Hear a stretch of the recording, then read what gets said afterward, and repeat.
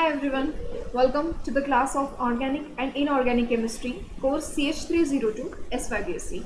So in our previous videos we have completed the unit first and unit second. Now we are going to start with inorganic chemistry part uh, of our syllabus. That is our unit third, solvent, solutions, acid and bases. So let's start with the basic definitions. So basically let's see what is solute, solvent, solution. हे सगळं आपल्याला माहिती पाहिजे. एकदम basic terms आहेत हे सगळे, solute, सोलवंट वगैरे. आपण हे 11-12च्या वेळी स्टडी केलेलं आहे. Still for revision purpose we will learn it once again. Solute it is a substance which dissolve in solvent and form solutions. आपल्याला माहिती आहे सोल्युशनचे दोन पार्ट असतात. एक सोल्यूट असतं, दुसरं त्यात सोलवंट असतं. बरोबर. सोल्यूट हे मायनर कंपोनंट असतं, म्हणजे कमी प्रमाणात जे वापरतो आपण. सॉलिड सबस्टन्स असतं जनरली ते. It can be solid, liquid और gases, anything. But let us consider आपण एक सोल्युशन प्रिपेअर करायचं आहे. सपोज आपल्याला वॉटर आणि आपण शुगर घेऊ. शुगर आपण काही प्रमाणात घेऊ. शुगर आपण त्या वॉटरमध्ये टाकलं तर त्याला आपण मिक्स करून काय फॉर्म करू आपण, शुगर सोल्युशन. राईट. शुगर जी असेल ती आपण सोल्यूट म्हणणार त्याला. That is solute is dissolve in the solvent. सोल्यूटला हे डिझॉल्व करण्यासाठी सोलवंट आपण यूज करत असतो. ठीक आहे. आणि मग सोल्युशन फॉर्म करतो. It is a minor constituent of solution. Solute is a minor constituent of solution while solvent is a major constituent of solution. Solvent काय असतं, आपण जे सोल्यूट डिझॉल्व करण्यासाठी जे लिक्विड यूज करतो त्याला आपण सोलवंट म्हणतो. It is a substance which dissolves the solute to form solution. Again solvent can be solid, liquid, gases. In our example, like I told you about the sugar water. Water is a solvent we have used.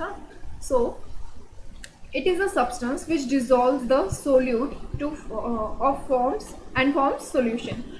सोलवंट काय करतो, सोलवंटमध्ये जेव्हा आपण solute add करू आणि ते जेव्हा dissolve होतं तर काय सोल्युशन फॉर्म होतं. So solvent is use to dissolve the solute. Okay. And it is a major component of the solution. Solvent हे काय आहे, मेजर कॉन्स्टिट्युएंट असतं सोल्युशनचं. जास्ती प्रमाणात आपण यूज करत असतो सोलवंटमध्ये. सोल्युशनमध्ये जे सोलवंट असतं ते जास्ती प्रमाणात असतं आणि सोल्यूट हे कमी प्रमाणात असतं. Okay. So solution, basically just we learned that solution, when we mix solvent and solute we form solution.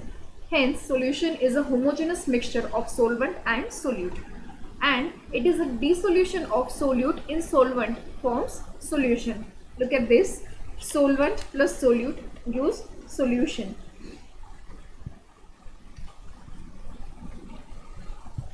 Solvation. What is solvation? The combination of ions or molecules of solute with the ions or molecules of solvent is called solvation. जेव्हा सोल्यूटचे जे ions असतील किंवा molecules त्यांचे जेव्हा combination होईल सोलवंटच्या molecule किंवा ions सोबत, तर आपण म्हणायचं की सोल्वेशन झालंय ते. ठीक आहे. दोघं जेव्हा कंबाईन होतील, सोल्यूटचे आयन्स आणि सोलवंटचे आयन जेव्हा कंबाईन होतील तर त्याला आपण म्हणणार solvation. The products form as a result of solvation are called as solvates. आणि जे सोल्वेशन नंतर जे प्रोडक्ट मिळतं आपल्याला त्याला आपण सोल्वेट्स असं म्हणतो. Hydration. The combination of ions और molecules of solute with the ions और molecules of water is called as hydration. जेव्हा सोल्यूटचे आयन्स किंवा मॉलिक्युल्स जे असतात त्यांची जेव्हा कॉम्बिनेशन किंवा रिॲक्शन जेव्हा वॉटर सोबत होईल. ॲक्च्युली रिॲक्शन नाही म्हणता येणार आपल्याला, जस्ट वॉटर सोबत ते कंबाईन होऊन जातात, त्यांच्यात रिॲक्शन नसतो. ठीक आहे. जेव्हा वॉटर सोबत कंबाईन होतील ते आयन्स किंवा मॉलिक्युल्स तेव्हा त्याला आपण काय म्हणणार, hydration. Dielectric constant. It is a measure of extent to which the molecule when placed in electric field would orient themselves to neutralize the effect of field. Dielectric constant generally काय आहे, सोलवंटची power आहे. आता कोणती power, generally काय होतं ना, जेव्हा आपण सोलवंटमध्ये टाकतो बरोबर, तर सोलवंट कोणतं यूज करताय त्यानुसार सोल्यूटचं जे असतं ते आयोनायझेशन होतं ड्यू टू इलेक्ट्रिक फील्ड. हां, इलेक्ट्रिक फील्ड असल्यामुळे आयनायझेशन होतं. आणि दोघं जे आयन्स असतात, कटायन्स आणि अनायन्स, म्हणजे पॉझिटिव्ह आयन्स आणि निगेटिव्ह आयन्स, हे सेपरेट आउट होतात, दोघं वेगवेगळे होतात. ठीक आहे. तर किती एक्सटेंटपर्यंत हे आयनायझेशन होतं त्याला आपण काय म्हणणार, डायइलेक्ट्रिक कॉन्स्टंट. ही पॉवर असते सोलवंटची.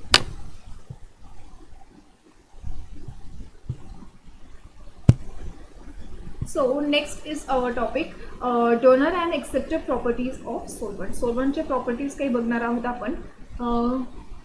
Bye high dielectric constant of solvent the ions of ionic solid gets partially separated. I just told you that जर डायइलेक्ट्रिक कॉन्स्टंट असणं म्हणजे काय, dielectric constant is a power of solvent to separate out the ions, right, दोघं आयन्सला separate करणे. So जितकं जास्त dielectric constant असेल, जितकं हाय असेल डायइलेक्ट्रिक कॉन्स्टंट, तितकं आयनायझेशन जास्त होईल. आयनायझेशन नाही म्हणणार आपण, दोघं आयन्सचं सेपरेशन जास्त होईल. ठीक आहे, म्हणजे पॉझिटिव्ह आणि निगेटिव्ह आयन्सचं सेपरेशन तितकं जास्त होईल जितकं डायइलेक्ट्रिक कॉन्स्टंट जास्ती असेल. So these ionic spaces, that is cations or anions, interact with molecules of solvent and get solvated. आता जेव्हा निगेटिव्ह आणि पॉझिटिव्ह आयन्स हे सेपरेट होतील तर of course they are unstable, right, they will react with something. आता त्यांची interaction कशासोबत होईल, सगळ्यात जास्ती त्यांच्या आजूबाजू काय असेल तर ते असेल सोलवंट, बरोबर. सोलवंट मॉलिक्यूलसोबत ते रिॲक्ट करतील, म्हणून त्यांची रिॲक्शन होईल ते सोलवंट मॉलिक्यूलसोबत. आणि त्या रिॲक्शनमुळे त्या रिॲक्शनलाच आपण काय म्हणणार की सोल्यूट मॉलिक्यूल्स काय झाले, सोल्वेटेड झाले. दिस आयनिक spaces gate सोल्वेटेड.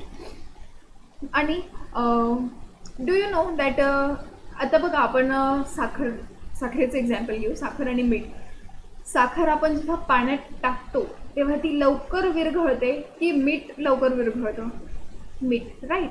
Salt gets dissolve very faster than sugar, कारण सॉल्टचे पार्टिकल्स कसे असतील, स्मॉलर असतात, बरोबर. म्हणजे स्मॉलर पार्टिकल्स हे लवकर सोल्वेट होतात. That's why due to smaller size the solvation of cations is more than that of anion. नेहमी लक्षात ठेवा, कटायनची साईज ही अनायनपेक्षा नेहमी छोटी असते, बरोबर. Cations are always smaller than anions. Hence cations get more solvated और even more fastly solvated than anions. आता solvation हे दोन टाईपने होत असतं. ठीक आहे, there are two types, two different methods by which solvation is possible. By coordinate bond formation between the cation of solute and solvent molecule. सोल्यूटचे जे molecule किंवा आयन असतील त्याच्यामध्ये आणि जे सोल्वंट मॉलिक्यूल असेल त्यात कोऑर्डिनेट बॉन्ड फॉर्म होईल, किंवा ion dipole interaction between अनायन of solute and positive end of solvent. जो सोल्यूटचा अनायन असेल म्हणजे निगेटिव्ह पार्ट, राईट, त्याच्यात आणि जो सोलवंटचा जो पॉझिटिव्ह एंड असेल, म्हणजे ऑफकोर्स इलेक्ट्रोनिगेटिव्हिटी डिफरन्स असला की तिथे पोलॅरिटी क्रिएट होते, बरोबर.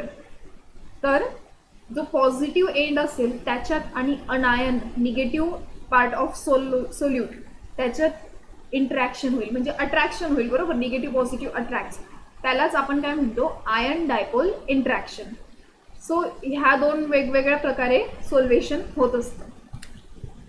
The solvation of simple cation is the process of formation of complex or adduct.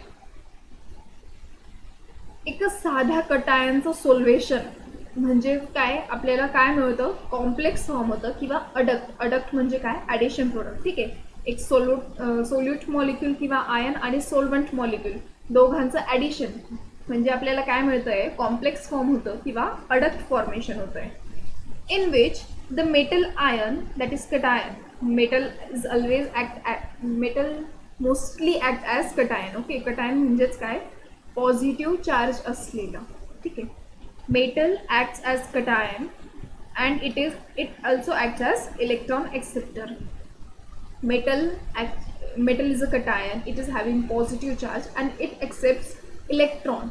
Metal काय करतो, इलेक्ट्रॉन्स एक्सेप्ट करण्याचं काम करतो. आणि सोल्वंट मॉलिक्यूल जे असतील ते इलेक्ट्रॉन डोनरचं काम करतील. बरोबर, इलेक्ट्रॉन डोनर दॅट इज लिगँडचं काम करतील. इलेक्ट्रॉन ते डोनेट करतील. कशाला डोनेट करतील, मेटलला डोनेट करतील. म्हणून ह्या पद्धतीने जो बॉन्ड फॉर्म होतोय म्हणजे लिगँड आपले इलेक्ट्रॉन्स जेव्हा, लिगँड म्हणजेच काय, solvent molecule right.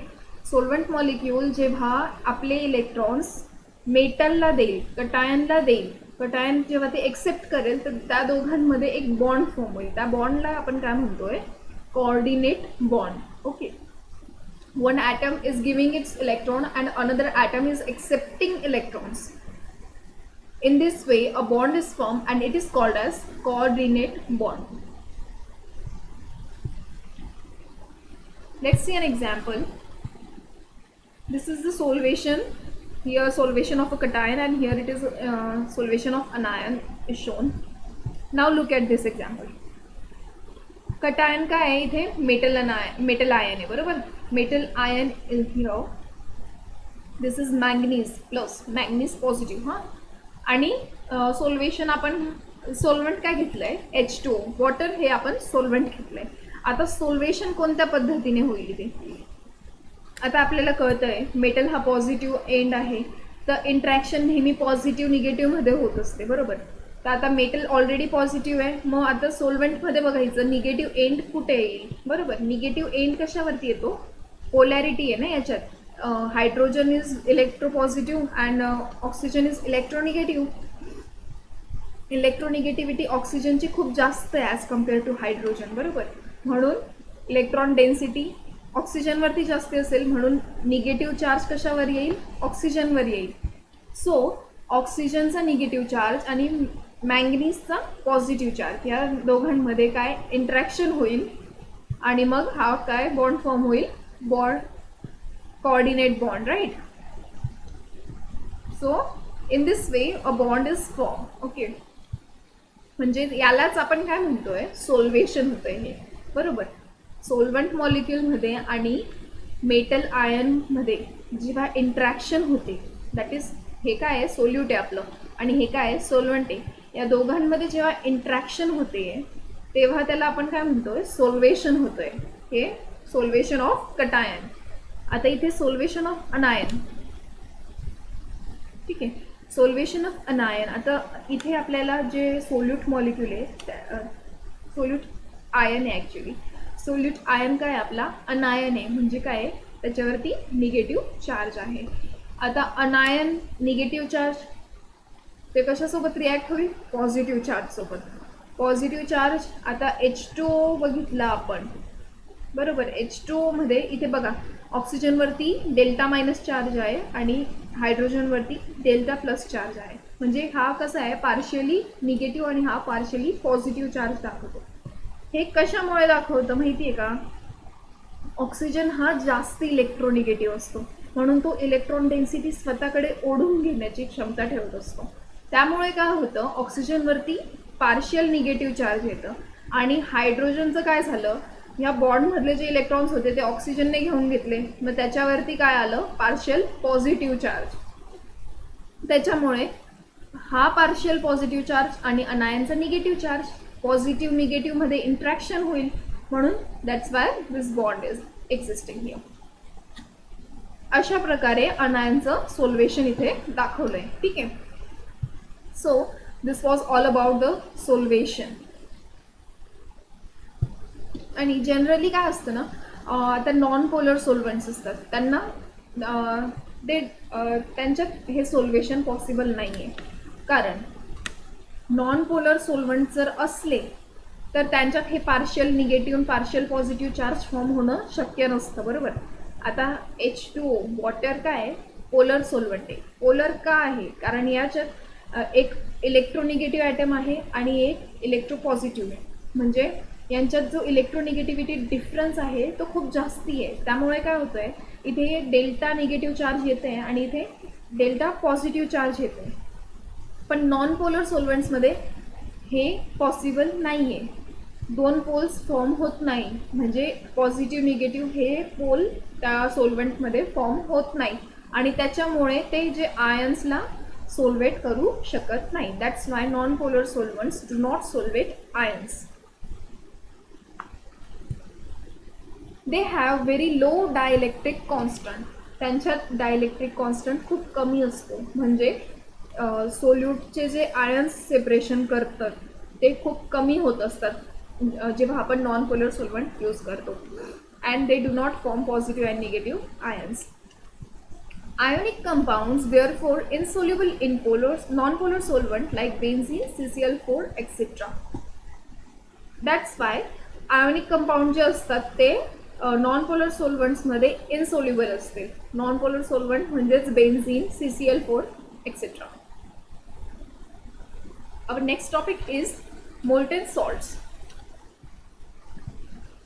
Some of the ionic compounds or salts in their molten condition acts as solvent. In these types of solvents, the ions predominate over natural molecules. आता बघा, काही जे ionic compounds असतात, ionic compounds म्हणजे ज्यांच्यात ionic bond असतो, म्हणजे electronegativity डिफरन्समुळे जो बॉन्ड फॉर्म होतो त्याला आपण आयोनिक बॉन्ड असं म्हणतो, बरोबर. Like for example NaCl, sodium आणि क्लोराईड यांच्या दोघांमध्ये जो बॉन्ड आहे तो आयोनिक बॉन्ड आहे आणि त्या कंपाऊंडला आपण काय म्हणतो, ionic compound. So NaCl is a salt basically, right. So हा जेव्हा मोल्टन फॉर्ममध्ये असतो ना, तर त्याला आपण ॲज अ सोल्वंट यूज करू शकतो. हां, मोल्टन फॉर्ममध्ये जेव्हा लिक्विफाय करतो आपण NaClला, तर त्याला आपण ॲज अ सोल्वंट यूज करू शकतो. So such such ionic compounds which are used as a solvents in their molten form are called as molten salts. ठीक आहे. असे आयोनिक कंपाऊंड ज्यांना आपण मोल्टन फॉर्ममध्ये ॲज अ सोल्वंट यूज करू शकतो त्यांना आपण काय म्हणतो, molten salts. In these types of solvents the ions predominate. Molten सॉल्ट्सचं जे सोल्वंट असतं, बरोबर, मोल्टन सॉल्टपासून जे फॉर्म झालेलं असतं सोल्वंट, त्या सोल्वंटमध्ये मेजॉरिटी कसली असेल, आयन्सची मेजॉरिटी असेल रॅदर दॅन मॉलिक्युल्स. म्हणजे त्याच्यात त्यांना जे कंपोनंट असतील ते आयन्स असतील rather than molecule. Complete molecule असण्यापेक्षा ते त्याच्यात जे असतील ते असतील आयन्स. ठीक आहे. The ions predominate over natural molecules, that is have higher concentration of ions than natural molecules. These are aprotic, highly self-ionizing solvents and non-aqueous solvents. These are aprotic, highly self-ionizing solvent.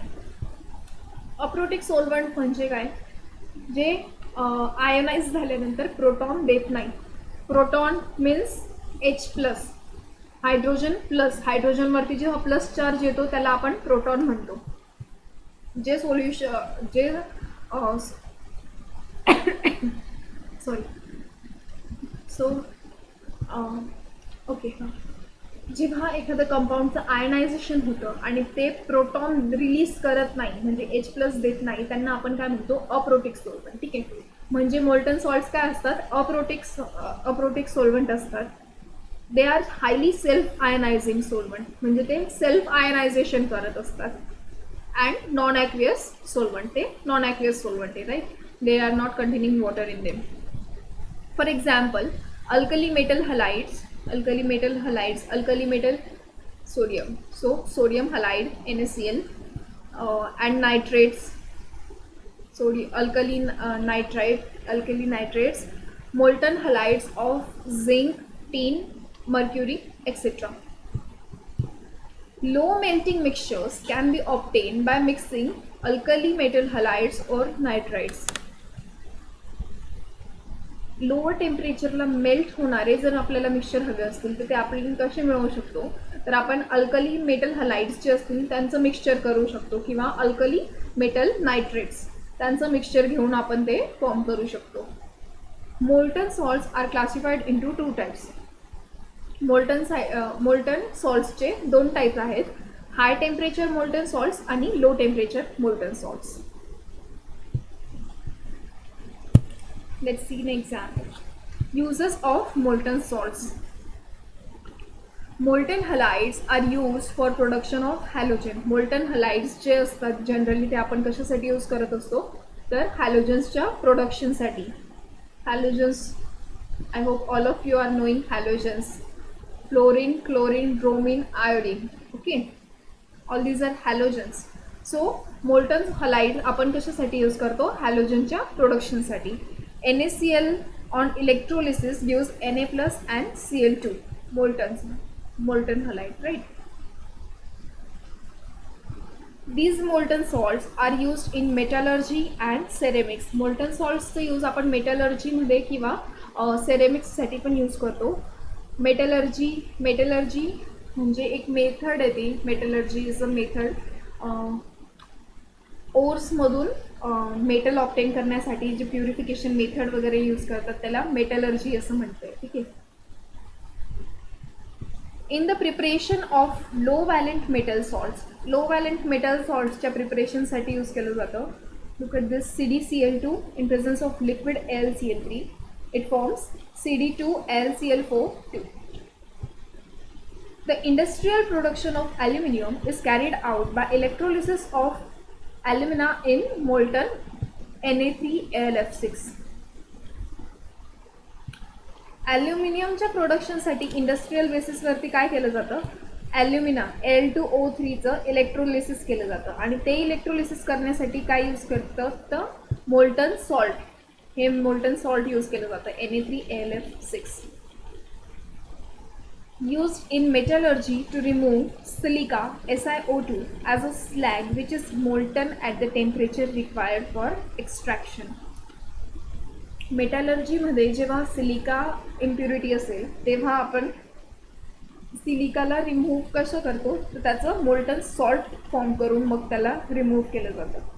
SiO2 plus CaO use CaSiO3 हे slag form होते आणि मग ते remove होतं. Okay, that's all about molten salt. Here it ends. So next is our solvents for electrochemical reactions. Generally, ionic substances are used as solvents in electrochemical reactions. A good solvent must satisfy the following condition. Electrochemical reactions मध्ये generally काय ionic substance आपण as a सोलवंट use करत असतो so that it forms ions in the so it can help the electrochemical reactions. Okay, so proper जे ideal सोलवंट असतं त्याच्यामध्ये हे सगळे प्रॉपर्टीज असली पाहिजे. ठीक आहे. It should have dielectric constant of 10 और मोर. त्याचं डायइलेक्ट्रिक कॉन्स्टंट जे असेल ते 10पेक्षा जास्त असलं पाहिजे आणि त्याची जी व्होल्टेज स्टेबिलिटी रेंज आहे म्हणजे कोणत्या व्होल्टेजला आपण त्याला यूज करू शकतो. ठीक आहे. ती रेंज जी असते ती जास्त असली पाहिजे, वाईड रेंज असली पाहिजे. So in all water is the best solvent for electrochemical reactions. Water हे सगळ्यात चांगलं सोलवंट मानलं जात असतं इलेक्ट्रोकेमिकल रिॲक्शनसाठी आणि त्यामागे जे रिझन्स आहेत आपण ते बघूया. It has high dielectric constant that is 82. 82 is very high actually. High water is having high dielectric constant of 82, so it is very beneficial for electrochemical reactions as very strong solvating ability. Okay, water is having very strong solvating ability. water ची जी solvating ability असते ती खूप जास्त असेल as it is polar, right? आत्ताच आपण बघितलं की वॉटर सोल्वेशन कसं करतं तर त्याची सोल्वेटिंग ॲबिलिटी खूप जास्ती असते कारण वॉटर काय आहे पोलर मॉलिक्यूल आहे. बरोबर. That's why it is very strongly solvating. It has ability to dissolve many electrolytes. त्याच्यात बहुतेक जे इलेक्ट्रोलाइट्स असतात ते त्याच्यात सोल्युबल आहेत. Wide range of redox stability from -0.41 volt to +0.82 volt. त्याची जी रेडॉक्स स्टेबिलिटी आहे रेंज आहे म्हणजे जी आपण व्होल्टेज स्टेबिलिटी रेंज म्हणतो ना ती खूप जास्त आहे म्हणजे -0.41 वोल्टेज टू +0.82 वोल्ट इतकी म्हणजे it is very wide comparatively. So in all water is the excellent solvent used for electrochemical reactions. All of its properties are supporting the electrochemical reactions. Some other solvents are also used for another reactions in organometallic compounds and etc. These are acetonitrile CH3Cl and dichloromethane CH2Cl2. So let's see the role of purity of solvents. Solvents ची purity काय importance आहे वगैरे आपण ते बघू आता. The role of solvent is very important in chemical analysis. सोलवंटचा जो role असेल केमिकल ॲनालिसिसमध्ये तो खूप इम्पॉर्टंट असतो, कारण सोलवंटमध्ये आपण सोल्यूट ॲड करतो बरोबर. आणि जर सोलवंटच इम्प्युअर असेल तर मग सोल्यूटची प्रॉपर्टीज चेंज होणारच आहे. By using pure solvent we obtain accurate results. जर सोलवंट आपण प्युअर यूज केले तर जे इलेक्ट्रोलिसिसचे रिझल्ट असतील ते आपल्याला काय मिळतील, एकदम ॲक्युरेट रिझल्ट्स मिळतील. There will be no error. But many times the solvent is contaminated with other substances. solvent काय होतात, कंटॅमिनेट होतात. जनरली कंटॅमिनेशन कशामुळे होतं तर फर्स्ट म्हणजे ऑक्सिजन, कारण एका बिकरमधून दुसऱ्या बिकरमध्ये टाकण्यातही ते एअर येतेच बरोबर. एअरमध्ये ऑक्सिजन असतोच आणि ऑक्सिजन जनरली सोल्वंटसोबत रिॲक्ट करतो. That's why solvent gets contaminated very easily by oxygen. आणि अदर म्हणजे वॉटर. जर बिकर एखादा आपण ओला यूज केला किंवा एअरमध्ये मॉइश्चर असेल तर ते सोल्वंटच्या प्रॉपर्टीजला काय करेल, अफेक्ट करेल. ठीक आहे. Oxygen is slightly soluble in almost all solvents. This oxygen form saturated solution with the solvent only all short exposure to air. थोडं जरी एक्सपोज झालं एअरकडे, ठीक आहे, म्हणजे आपण जस्ट ओपनच केलं बॉ सोल्वंटला, तितकं एक्सपोजरही इनफ आहे ऑक्सिजनला सोल्वंटशी रिॲक्ट होण्यासाठी. So that's why we need to be very carefully. आणि जेव्हा ऑक्सिजन डिझॉल्व्ह होऊन जातो सोल्वंटमध्ये तर ते काय सॅच्युरेटेड सोल्युशन फॉर्म करतं, म्हणजे सोल्यूटला रिॲक्ट होण्यासाठी स्कोप राहत नाही. ऑक्सिजन जर डिझॉल्व्ह झाला, ठीक आहे, ऑक्सिजन जेव्हा डिझॉल्व्ह होतो सोल्वंटमध्ये तर त्याला सेपरेट आउट करण्यासाठी आपण काय करतो, त्याला सेपरेट आउट करण्यासाठी एक आपण असं करू शकतो की जो नायट्रोजन गॅस असतो तो त्या सोल्वंटमध्ये सोडायचा. ठीक आहे. त्या सोल्वंटमध्ये बबल करायचा नायट्रोजन गॅस, म्हणजे नायट्रोजन डायऑक्साईड रिलीज होऊन जातो. ठीक आहे. नायट्रोजन डायऑक्साईड रिलीज होऊन जातो, पण याने काय होतं ना, जो ऑक्सिजन आहे तो पूर्णपणे निघत नाही. By bubbling of nitrogen oxygen is not remove completely. सो पूर्ण रिमूव्ह करण्यासाठी काय करतात, repeated freezing and pumping on vacuum pump. Continuously त्या सोल्वंटला फ्रीज केलं जातं आणि व्हॅक्यूम पंपवरती त्याला पंप केलं जातं. अशा प्रकारे तो ऑक्सिजन पूर्णपणे काढण्यात येतं. ठीक आहे. व्हॅक्यूम पंप, यू नो ना, vacuum where air is not present. So vacuum केल्याने परत ते एअर जी असते त्यात सोल्वंटमध्ये ती रिमूव्ह केली जाते. In this way the oxygen is completely removed from the solvent. Certain organic solvents like ether react with oxygen on long exposure to form peroxides. काही जे सोल्वंट्स असतात इथरसारखे, त्यांना जास्त वेळ जेव्हा ऑक्सिजनचं एक्सपोजर मिळतं त्यावेळी त्यांचं रिॲक्शन होते ऑक्सिजनसोबत आणि मग ते काय फॉर्म करतात, परॉक्साईड फॉर्म करतात. मग परॉक्साईड जेव्हा फॉर्म होतं, आता इथर सोल्वंटमध्ये परॉक्साईड फॉर्म होणे, त्या परॉक्साईडला आपल्याला रिमूव्ह करावं लागेल. जर आपल्याला इथर सोल्वंट यूज करायचं आहे तर त्या परॉक्साईडला काढण्यासाठी आपण काय मेथड यूज करतो, डिस्टिलेशन मेथड यूज करतो बरोबर. लिक्विड सेपरेट करण्यासाठी वी यूज डिस्टिलेशन मेथड आणि ते आपण रिड्युसिंग एजंट्स सोबत यूज करतो. Reducing agents like हायड्राइड्स.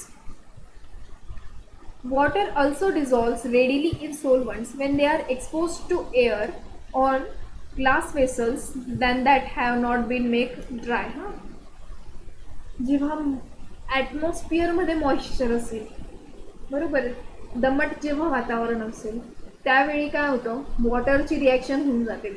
हवेत जर मॉइश्चर असेल, मॉइश्चर असणे म्हणजेच काय, थोड्या प्रमाणात पाणी आहे बुवा हवेत, राईट, त्या पाण्याची रिॲक्शन होऊ शकते सोल्वंटमध्ये किंवा जेव्हा आपण ते बिकर्स वगैरे यूज करतो, जे आपले युटेन्सिल्स आपण यूज करत असतो लॅबमध्ये, जर आपण ते वॉश केलेले असतील आणि ते कम्प्लीट ड्राय न करता यूज केले, म्हणजे त्या काय होतं, सोलवंट सोबत वॉटर आपण कंटॅमिनेट करतो. बरोबर, सोलवंट आपण कशाने, वॉटरने कंटॅमिनेट करतो. आणि वॉटर थोडं जरी यूज केलं, the traces of water as impurity in solvent affects the solvent property to a large extent. सोलवंटची जी प्रॉपर्टी असते ती पूर्णपणे अफेक्ट होते जर वॉटर इम्प्युरिटी असेल तर. So this was all about the basics of our solvent, solute, solutions, etc. So that's it for this video. Thank you.